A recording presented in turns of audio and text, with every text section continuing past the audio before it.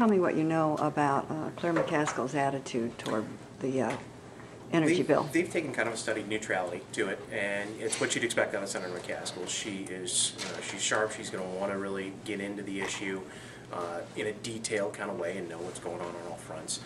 They've had some concerns they've talked about before, in cost and jobs, and a lot of those we feel like have kind of been allayed, or at least we've been able to have good dialogue, and they've been able to see that the bill is, or at least the frameworks for the bill aren't going to do the worst case damages that they've heard about from the other side.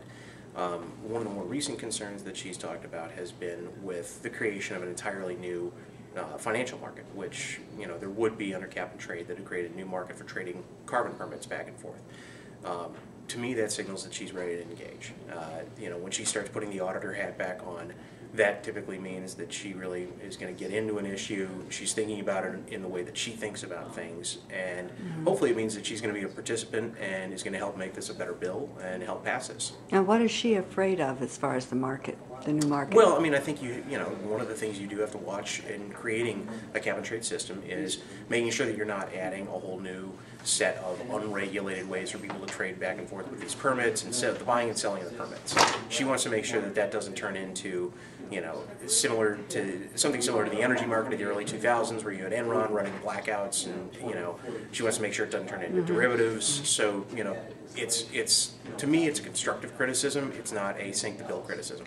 What do you think about her criticism that I remember from last summer about, I think it was summer, about not wanting to put ourselves at a disadvantage with countries like India and China if they're not? Well, I think that Copenhagen has gone a long way to address that. I think that we've seen the developing world really want to engage on this, and for whatever part everybody played, at the end of the day, an agreement came out of that conference. And I think what she's seeing also is that this bill, has the kind of components to it that are not going to put American jobs at risk, but are in fact going to create new jobs in this country. The efficiency provisions that are in this bill and the job creation provisions that are in this bill really make it a win-win for us, and are not going to, they're not going to put people at risk.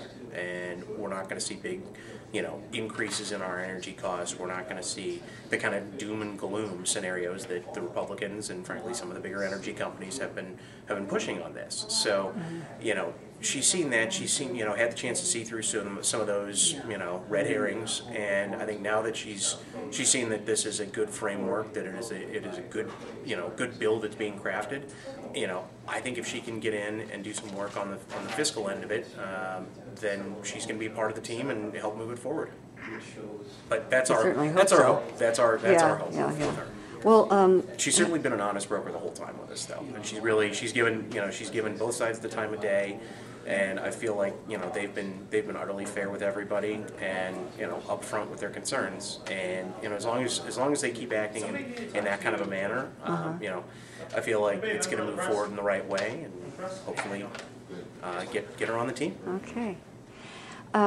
Just fill me in a little bit, if you wouldn't mind, about your remark that after Copenhagen, the concern about the jobs issue as far as China and India it's goes. not even just that. I mean, first of all, you've had, I think the concern last summer was China and India aren't going to engage. They're not going to be part of the process, and if we're going to take this big step, and then nobody else is going to take the step with us. Well, we've seen that to be incorrect. I mean, even in the months leading up to Copenhagen, the Indians were lobbying hard to get a bill moving, to get the United States participating in this. They told, actually, the Indian Foreign Minister told Senator Clinton, or Secretary Clinton, pardon me, that, they want the Americans to lead. They want us to lead, and, we take the step, they'll take a step with us. And the Chinese engaged heavily in Copenhagen. Now, they shaped the process to meet some of their own domestic goals, but at the end of the day, you had an agreement that had to come out with the United States and China on board for anything to happen. And I think when you look at that, when you also look at the provisions that are in this bill already, and some of the the language being used to talk about protections for certain domestic industries, when you look at some of the efficiency targets that are in there and some of the job growth potential, I think she's starting to see that this is not going to be a big punishment to American industry, but in fact it's going to be a way to help American industry modernize and help us stay more competitive globally than we would have without it. Okay. Thanks, Andy. Yep.